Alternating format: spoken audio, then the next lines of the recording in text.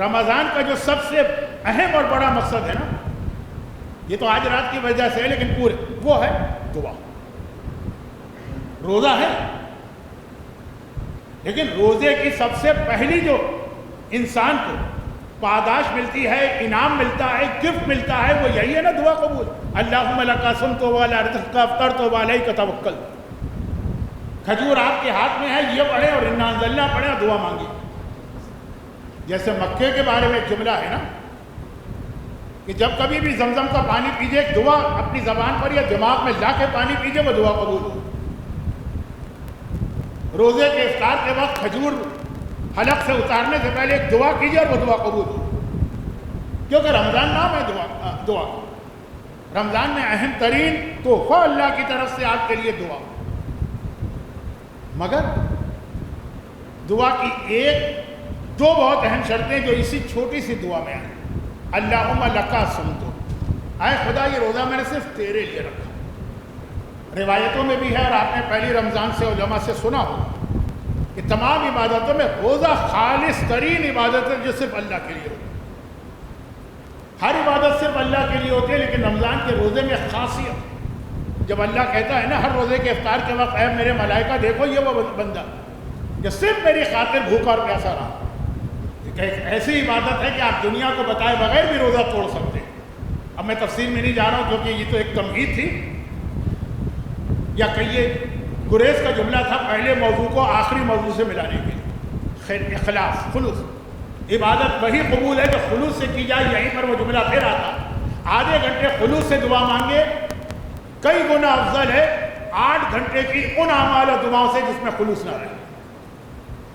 اور اللہم لک صمت، آخر میں کیا، وعلیک توکلت، اے اللہ میرا تیرا سارا بھروسہ تیرے اوپر. 2 دن پہلے میں نے بادشاہ کی انگلی کٹنے کا ایک واقعہ پڑھا تھا، سرسری سا، کہ لمبی چوڑی گفتگو کے بدلے میں چھوٹی سی کہانی سے پیغام پہنچ گیا. دعا کا اہم ترین دوسرا اصول ہے کہ بھروسہ اللہ کا. وسیلہ، سہارا، معصومین کی بات نہیں کر رہا ہوں، دنیاوی بات کر رہا ہوں. وہ آپ ضرور ڈھونڈیں لیکن دل میں یہی خیال ہو کہ دینے والا، عطا کرنے والا اللہ ہے، شاید اس کے ذریعے دے. یہ دعا کی 2 بہت اہم باتیں ہیں نا. اب آئیے اس کے حوالے سے. میں سارے وعدے پورے نہیں کر پاؤں گا لیکن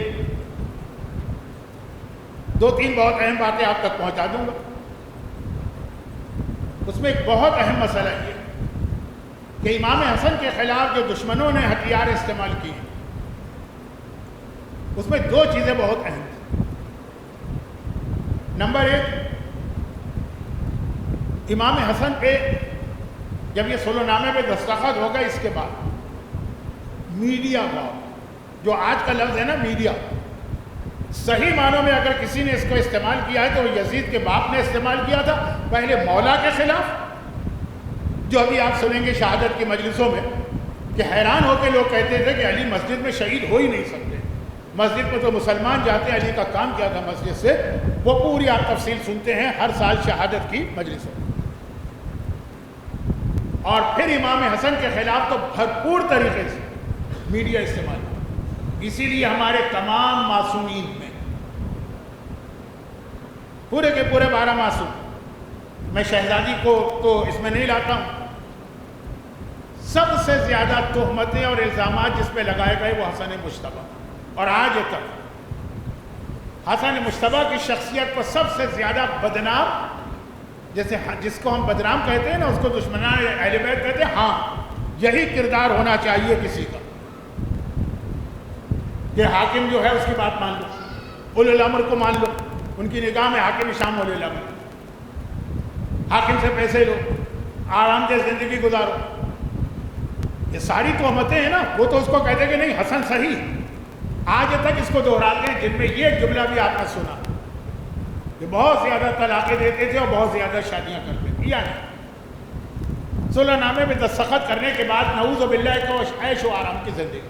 حسن مجتبیٰ اب میرا موضوع نہیں اور نہ اس وقت یہ مناسب ہے. یہ 28 سفر کی مجلسوں میں تو ٹھیک ہے، مگر حسن کو اتنا بدنام کرنا یا ان کی شخصیت کی ایسی غلط تصویر، یہ کیسے ہو؟ اس زمانے کی میڈیا کے جو آج جتنی بھی چیزیں ہیں نا، یہ سب اس وقت استعمال ہو چکی.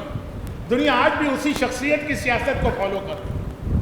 ایک ضمنی طور پہ جملہ کہہ دوں، اتنا زیادہ میڈیا کو استعمال کیا گیا کہ کچھ جگہوں پہ مولا بھی مجبور ہو گیا۔